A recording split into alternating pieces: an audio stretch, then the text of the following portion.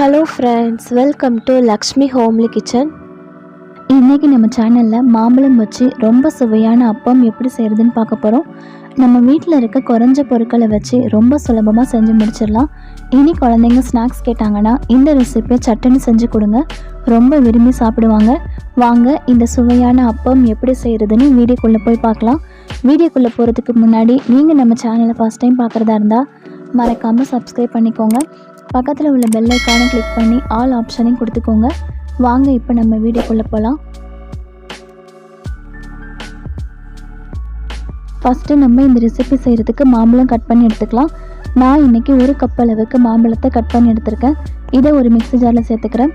இது கூடவே 1/2 கப் அளவுக்கு பச்சரிசி, 2 டேபிள் ஸ்பூன் அளவுக்கு கோதுமை மாவு, 1 பிஞ்ச் அளவுக்கு உப்பு சேர்த்துக்கிறேன். மாம்பழத்தோட இனிப்புக்கு ஏற்ற மாதிரி நம்ம நாட்டு சக்கரை சேர்த்துக்கலாம். நான் இன்றைக்கி 3 டேபிள் ஸ்பூன் அளவுக்கு சேர்த்துக்கிறேன்.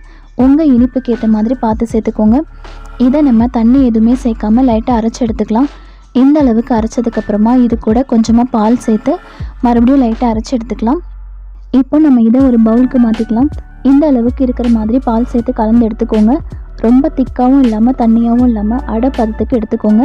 இப்போ இதில் கொஞ்சமாக ஏலக்காய் தூளும் நெய்யில் வறுத்து வச்சுருக்க தேங்காயும் முந்திரியும் வச்சுருக்கேன், அதுவும் சேர்த்துக்கிறேன். இந்த மாதிரி நம்ம தேங்காயை வறுத்து சேர்க்கும்போது சாப்பிட்றதுக்கு ரொம்பவே நல்லாயிருக்கும். இதுவும் சேர்த்து நல்லா மிக்ஸ் பண்ணியாச்சு. அவ்வளோதான், நமக்கு அப்பம் செய்கிறதுக்கு மாவு ரெடியாக இருக்குது. இப்போ நம்ம அப்பம் செய்கிறதுக்கு அப்பம் கடாய் எடுத்துக்கலாம். இதில் நான் நெய் சேர்த்துக்கிறேன்.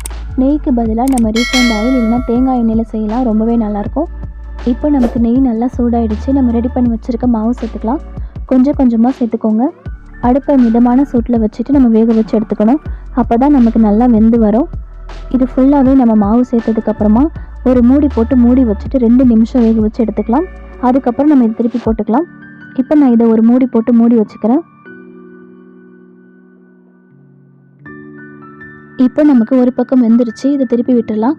ஏதாவது ஷார்ப்பாக குச்சி இல்லைன்னா ஊசி மாதிரி எடுத்துக்கோங்க, அதை வச்சு நம்ம திருப்பி விட்டுடலாம்.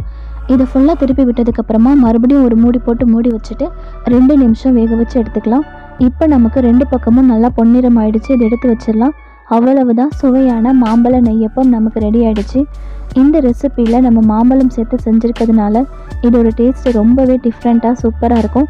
இந்த ஸ்நாக்ஸ் ரெசிபியை கண்டிப்பாக குழந்தைங்களுக்கு செஞ்சு கொடுங்க, ரொம்ப விரும்பி சாப்பிடுவாங்க. இந்த ரெசிப்பியை இதே மெத்தடில் உங்கள் வீட்டில் செஞ்சு பாருங்கள். செஞ்சு பார்த்துட்டு உங்களுக்கு இந்த ரெசிபி பிடிச்சிருக்கான்றதை மறக்காமல் என் கூட கமெண்டில் ஷேர் பண்ணுங்கள். இந்த வீடியோ பிடிச்சிருந்தால் சேனலையும் சப்ஸ்கிரைப் பண்ணி சப்போர்ட் பண்ணுங்கள். Thank you friends.